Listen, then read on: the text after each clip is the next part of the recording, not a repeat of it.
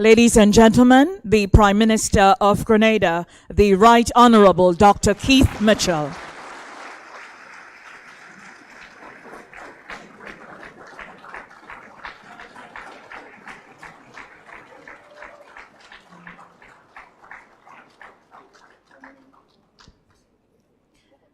Can you please remain standing for the national anthem?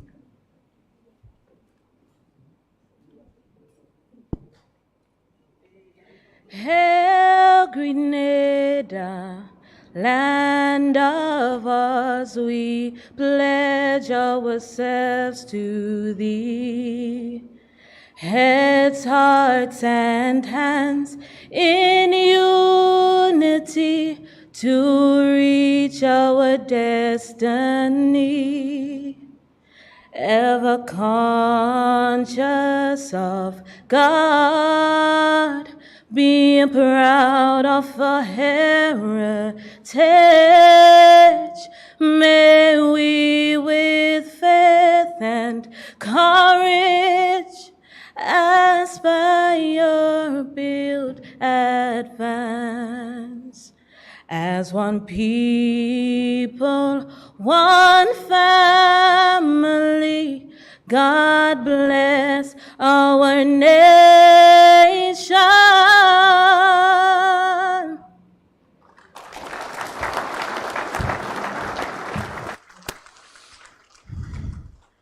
Please be seated. And now, Prime Minister Dr. Keith Mitchell. Sisters and brothers, ladies and gentlemen, Grenadian patriots all, tonight our nation sits at the crossroad, still challenged by the lingering after effects of a pandemic, facing uncertainty in the global space, overheated by man's damage to the environment, and chilled by the harsh reality of a war, far removed but with far-reaching impacts.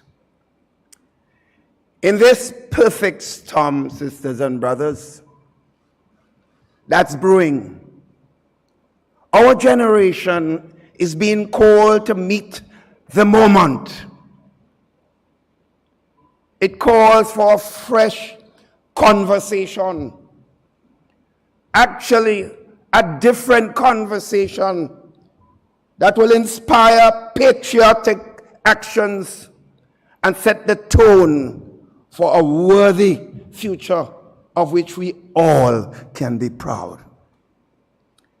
In the face of what seems to be insurmountable odds, where the pain of history intertwines with the demands of now and the hopes of tomorrow, we must get to this near perfect place by being reasonable, rational, and understanding the realities of a developing economy. Sisters and brothers, our history is filled with many examples of our people overcoming dire situations and then striving. When our forefathers were brought here against their will 5 centuries ago, we were not supposed to emerge with a viable, independent society. Yet, we have done so, and we are still standing. When bombs rained down on Bushaju in 1983, and bitterness flowed like the Paradise River, we healed the wounds of intervention to bounce back with our pride and our dignity intact. This period, and in particular, this pension issue, presents another defining moment in our history that we as a nation must face together. Sisters and brothers, we meet this moment by not being consumed with old suspicions, nor by distrust, by looking at personalities, but by a national discourse befitting of the creation of a society worthy of the inheritance of our children and grandchildren. This recent High Court decision, whatever we may think about it, of reinstating public sector pension scheme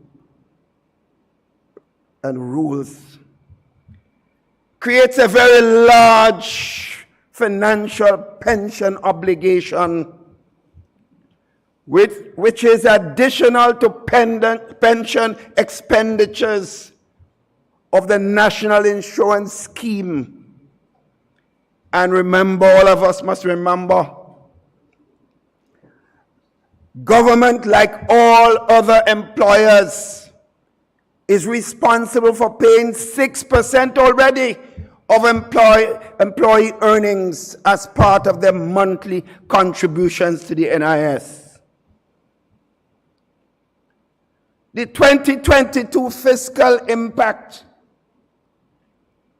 is estimated of that decision at between 2.2 and 7.9% of GDP, largely dependent, sisters and brothers, of how current employees who already meet the reinstated scheme eligibility conditions, how they react to the court ruling. In recent past, your government attempted to address public employees' dissatisfaction through legal amendments and agreements with your trade union brothers and sisters. In response to the demands to reduce the large difference between the NIS and public sector pensions, government signed in 2018 a memorandum of understanding with the trade unions, granting a top-up to a limited group of people. Eligibility was conditioned on 26 years and 8 months of service or more, retiring at the age of 60. The top-up was equal to the difference between the NIS pension and 70% of the retiree's final salary. That was all we agreed. The government also introduced in 2003 a special pension act for people who were hired prior to 1985 and who, by virtue of their employment status, did not qualify for a public sector pension. Although this act was not considered by the High Court judge, it's important to note this, its constitutionality may now need to be considered. The recent court ruling declared the closure of public sector pension schemes unconstitutional, retroactively establishing pension entitlements for public employees who entered the service after 1985. That ruling, sisters and brothers, implies that pension benefits would become payable to public employers who were hired after 1985 and not solely NIS pension, not only solely on NIS pension benefits. The payment implications of that ruling comprise: 1, pension to people hired after 1985 and retired before the date of the ruling for the period between the date of retirement and the implementation of the ruling. 2, future pension to people hired after 1985 and retired before the date of the ruling for the period after implementation of the ruling until the beneficiary's death. Thirdly, current people who will now retire from the public service. And fourthly, pension for people who will be hired after the date of the ruling. While that ruling only focused on the constitutionality of certain features of that Pension Act governing public sector pensions, it is nevertheless creating a pension system which differs considerably from what was envisioned by both the 1983 reform and its revisions in the past 30 years. Sisters and brothers, the original pension reform concept of the early 1980s did not foresee public sector employees earning 2 pensions in parallel. One from the contributory NIS and another one from the non-contributory public schemes. The court ruling has created 2-pillar pension system for public sector workers, which, without further changes, would create a large fiscal burden on the state, since in its current construct, it is non-contributory. As part of the wider national dialogue, therefore, it is a matter that must be addressed through rational discourse and widespread consultation. We must know, we must sit down and consult and talk. While these fiscal obligations of the court ruling are still being tabulated, preliminary indication, and these are just preliminary numbers, are that we will have to find at least $465 million. Sisters and brothers, take that in. $465 million. That's not all. And then on average, we'd have to find $120 more million each year for at least the next 37 years. And that figure is without considering inflation. 37 years, Keith Mitchell will not be there. Let's get it. It's not a Keith Mitchell issue here. All are we.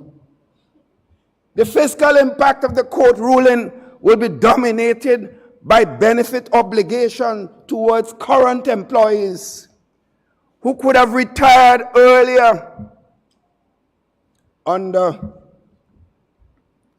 the reinstated pension scheme rules. The timing and the consequent cash flow impact, sisters and brothers, of these obligations can vary within a wide range, depending on the behavioral responses of the employees concerned. In the current version of the fiscal impact estimate, the number of retirees and their benefits were estimated using a simple statistical method for the period 2023 to 2030. This, sisters and brothers, has serious fiscal implications and is no walk in the park. But this administration, the government of the day that I had the privilege to lead, is determined and committed to finding a fair solution. In recent weeks, we have been holding many discussions with most stakeholders so far, seeking local and international technical advice as we consider what's best for this nation in approaching that serious challenge.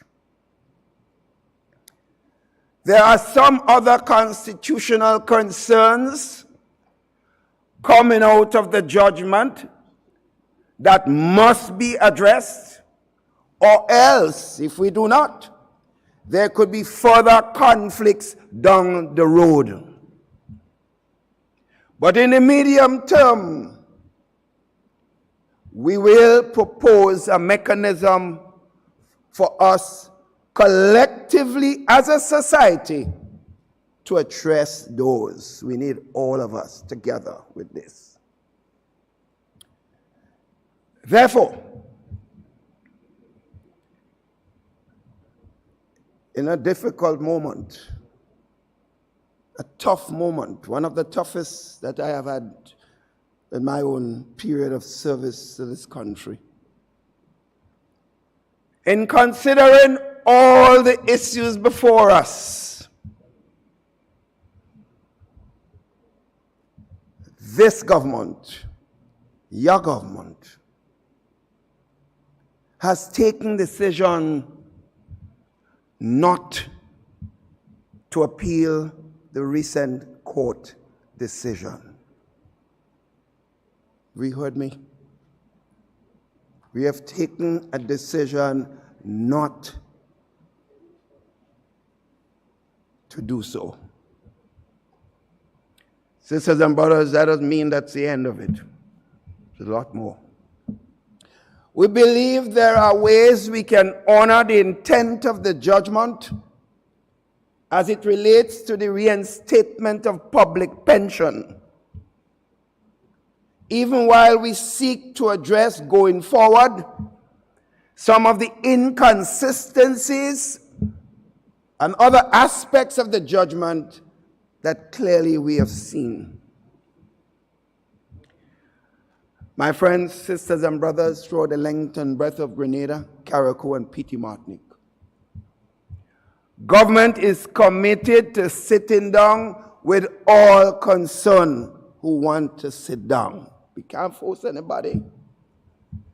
This consultative approach is consistent with our posture on matters of national interest.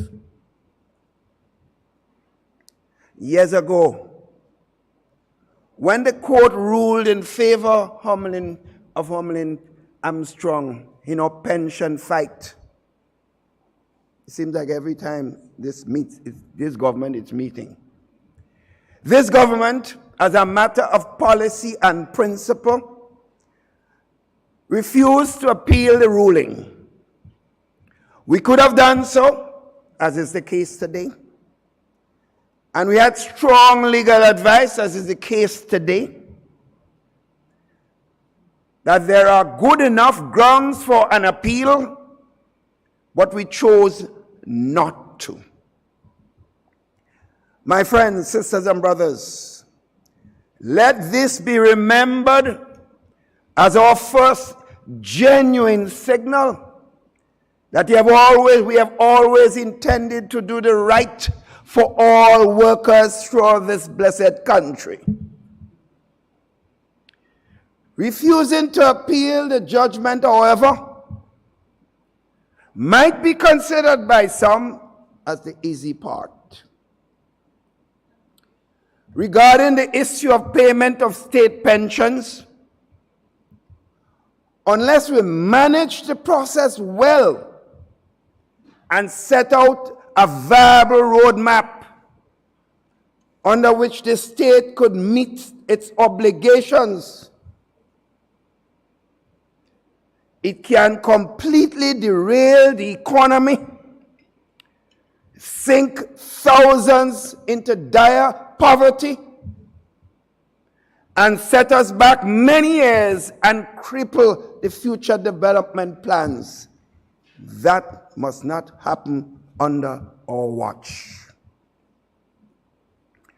We can only have the best outcome, however, my friends, by having the most honest conversations. And that must include all stakeholders being engaged. Because this is not about just the public workers. It's about all the citizens of Grenada, Carriacou, and Petite Martinique. The government obviously must lead on this matter. Have no choice. But it puts a reasonable final solution in doubt unless we purposely engage all stakeholders. And that we have begun to do. We have begun dialogue with our social partners. We've spoken to churches, some NGOs, the business community, social organizations, and trade unions. And the first meeting with the trade unions body as a whole, and just a limited group, was scheduled for last Friday. Unfortunately, for whatever reason unknown to me, there was a decision taken by the major unions not to attend the meeting and participate in the discussions that involve the peace and stability of our beautiful country. Fellow Grenadians, Carriaconians, Petite Martinicans, I stand here tonight still hopeful that this broader dialogue will get started in the interest of public officers who have already retired and those whom retirement is likely soon. We understand that the leadership of some of the trade unions has some lingering concerns, and that's okay. I have concerns too. But we are determined to engage them in a meaningful way and to consider their input as we chart the way forward. Sisters and brothers, our society will be better off if dialogue continues. We remain hopeful that the Grenada Union of Teachers, the Public Workers Union, that's the leadership I'm talking about, and the Technical and Allied Workers Union will join this broadening and urgent national discussion on the single most defining issue of our time. Sisters and brothers, we must think beyond here and now and consider what our legacy will be as it relates to this issue. We therefore remain hopeful that all unions and stakeholders will join in this national conversation, because we know that despite all the disagreements through the years, the one thing that brings us together is our patriotism and our unquestioned love for this beautiful nation called Grenada, Carriacou, and Petite Martinique. This nation under the banner of its 7 stars, must provide us with a reason to set aside our differences for once. Set aside those in the interest of the wider national objectives. Tonight, therefore, we once again extend an open hand, understanding that this moment calls for all of us to beat our swords into plowshares and our spears into pruning hooks. This government has also moved to set up a broad-based advisory committee that will provide further technical advice and other general guidance on this complex but critically important issue. They will use their expertise and experiences in studying the entire issue and the decision that the government has made, with an objective to make specific recommendations to the government on how we move forward. In other words, it's not just pay me. That committee will be headed by economist and experienced global public servant Dr. Spencer Thomas. And it includes also economist Dr. Grenada and Dr. Patrick Antoine, and a former Chief Justice of the Caribbean Court of Justice, Sir Dennis Byron. There will also be a 5th representative coming from the Eastern Caribbean Central Bank. The governor will inform us shortly. Dr. Thomas is a special envoy for the multilateral environmental agreements and the country's lead negotiator for climate change and biodiversity. He has over 25 years of experience in international environmental diplomacy. He was a lead negotiator for the Alliance of Small States during the period of Grenada's chairmanship of that body in 2007 to 2011. Dr. Grenada is an IMF long-term macroeconomic advisor. She also formerly worked with the Caribbean Development Bank. Dr. Patrick Antoine is a consultant, an economic policy advisor, and trade and finance negotiator who has worked extensively in the region and beyond. Sir Charles Michael Dennis Byron is a former president of the Caribbean Court of Justice, former president of the International Criminal Tribunal of Rwanda, and the former Chief Justice of the Eastern Caribbean Supreme Court. Born in St. Kitts, he has also served in Grenada as a High Court judge. This advisory committee, friends, held the first meeting this morning with the Minister of Finance. And they will get to work immediately to look at all aspects of the implication of this pension issue and to make specific recommendations for the government to consider. The government expects that it will have the actionable recommendations within 3 months. We understand what some people will describe as the fierce urgency of now. We know that. But sisters and brothers, this society that we are seeking to build, as imperfect as it is right now, must turn out to be fair and balanced. Emerging from this challenge is the need for all of us to urgently and completely relook the organization of the entire society and to ensure it's fairer for working people and it gives disadvantaged people a better shot.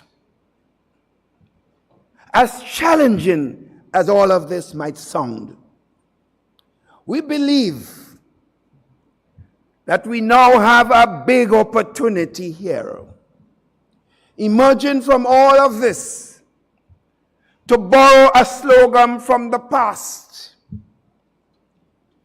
not just to build another society, but to build a just society. Shortly, this government will unveil a plan for what we call expanding the empowerment agenda. And we must refocus our effort to decisively be able to also declare war on poverty.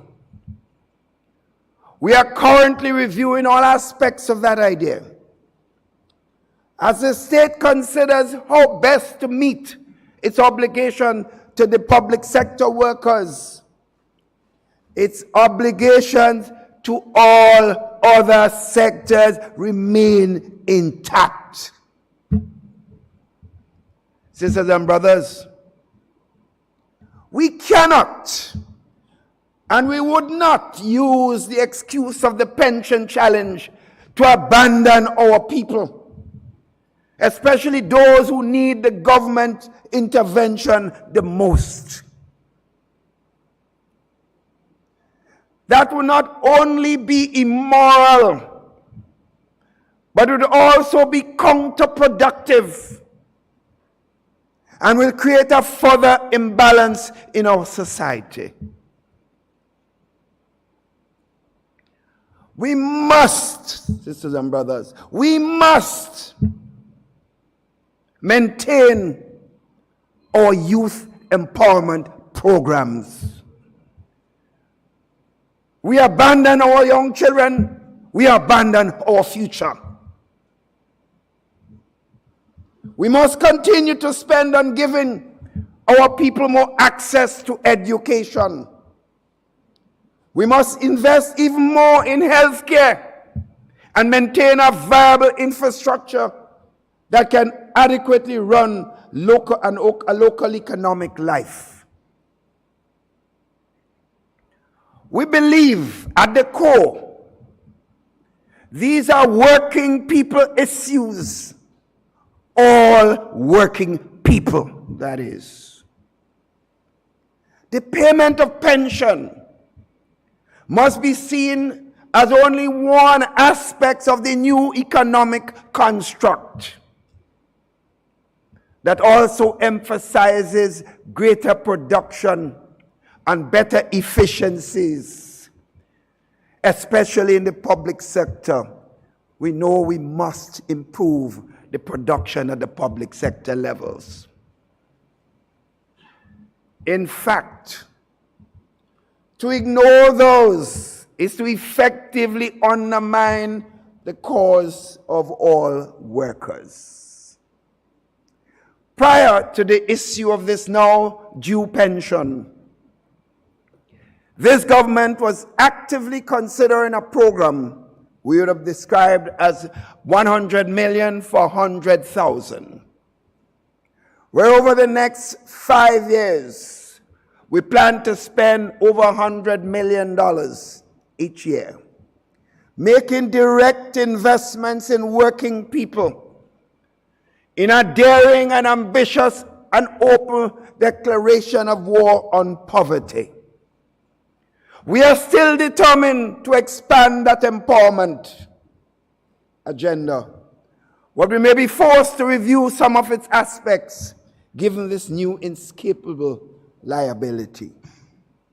But we are determined to find a way to keep some of it, because we think it is very important in building that just society I have just alluded to. Tonight, sisters and brothers, I know we could be sitting here, and while we're talking, there's a family in Belle Isle that we must get to. And there is a young girl in Grand Roy, as an example, filled with ambition and ability, who we shall invest in and affording her the best education she deserves and asking for. They, sisters and brothers, they are counting on us. There also could be a young man in River Sally, as an example, that has his long-held dream of opening his mechanic shop. The idea is viable. He has the talent, but he needs a hand up. And we should not let him down. A social security structure, sisters and brothers, shall be strengthened for this Birch Grove cocoa farmer, for example, who this morning marched up to the foothills of Grenada like he has done for the past decades. We can't forget him. We cannot forget our farmers, and we cannot use the excuse of pension for public workers to prevent him from having a viable life.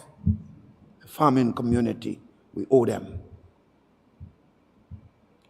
The fishermen of Grove and other parts of the country, eager for better arrangements to help them guarantee markets for their catch. And when in Grove it looked like that things were breaking down, they took to the streets. We immediately acted on their behalf. They wanted a fair break too. All of us must have one. The country, therefore, sisters and brothers, must commit itself to fight for everyone, not just a single category of persons in our society. Otherwise, we should not be in government. In this competitive economic environment, where it's every man's right to fight for his own family,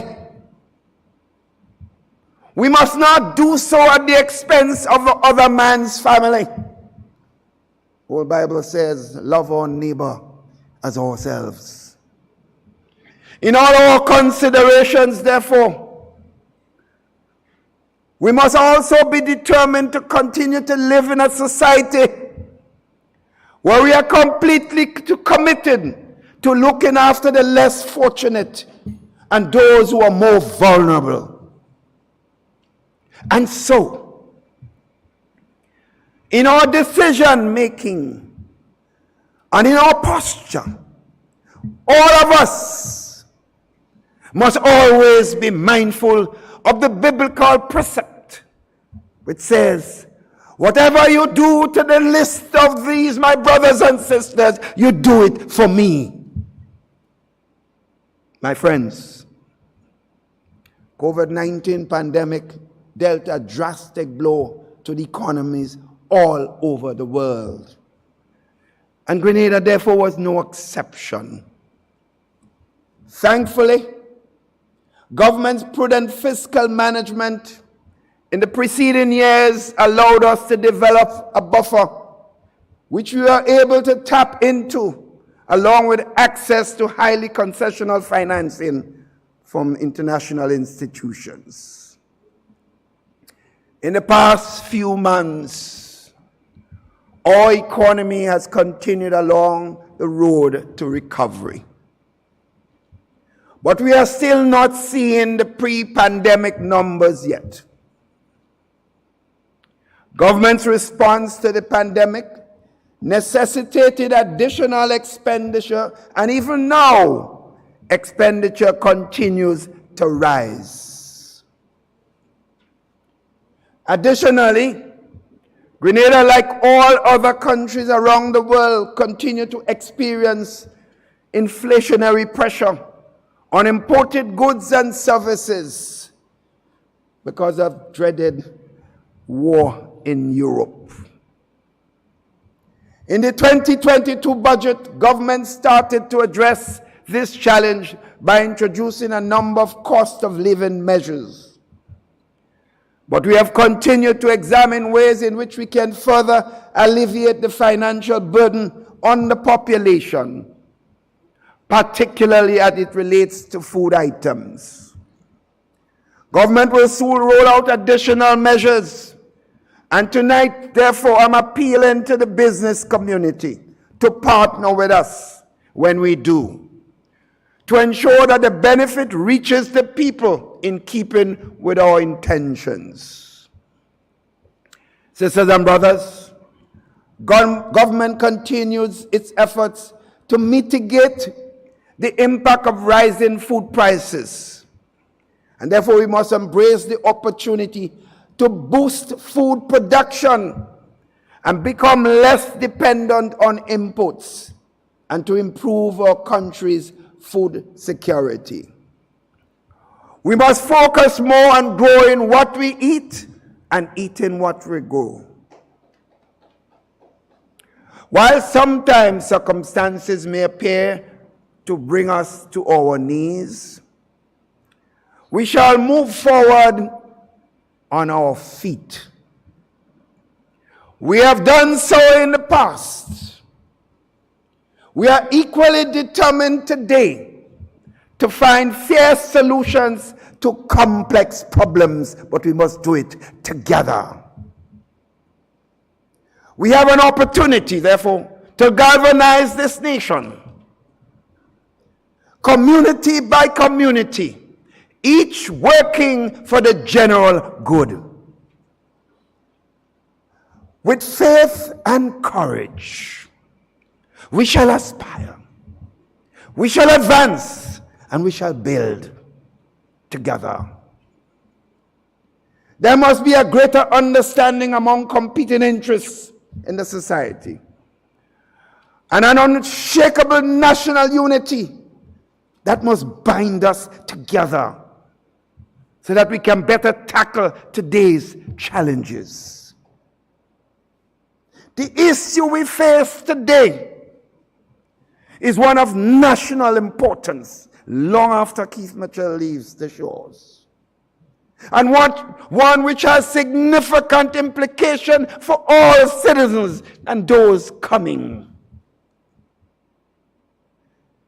It is not just, brothers and sisters, a simple trade union matter. The money comes from the people of the country. It is a public service matter, and everyone will have to meet the challenges to meet that demand. Let's get it right. This pension issue will affect all of us, even those that are not working in the public service. They have to be involved.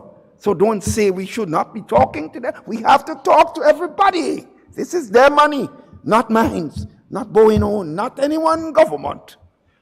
All are we own. Therefore, I assure you that government will not play games.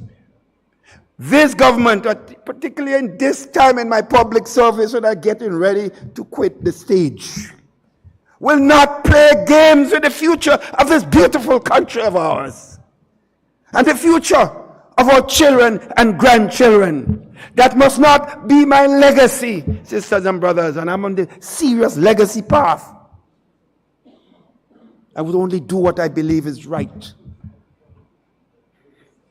We must choose to work together to find solutions that go beyond any political party. People will come and promise all kinds of stuff. It's not about promises. It's about what is available. What can we do together? It's not about the political organizations or individuals. These solutions must be grounded in the interests of our beloved country and equally our beloved people. Together, therefore, we must be more determined to elevate a more caring society. People may disagree about many things, but the one thing we must all agree on is that the future is worth fighting for. We won't fear the future. We shall embrace the possibilities that it presents and walk hand in hand together towards it. Therefore, tonight, I say, with God's help, I ask him to bless you, me, and all of us. And may God continue to bless this beautiful piece of this earth, this spice country that he has given us and blessed us with. We thank him. Thank all of you for being here this evening. Thank you all. Good evening, everybody.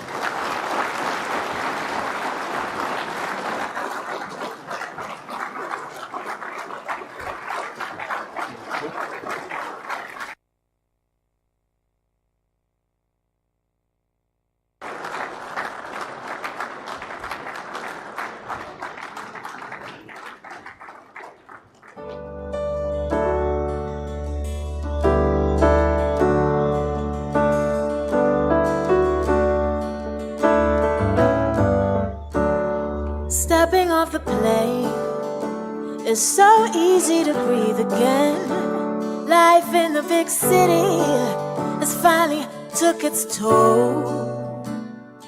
It's been so long, but I'm finally home. And what better place to rest my weary bones but on this beautiful island where there's so much to see. Every corner I turn, there's something there to remind me of my beautiful nation and what it means to me. Not a thing out of place, that's what's special about it. Do you hear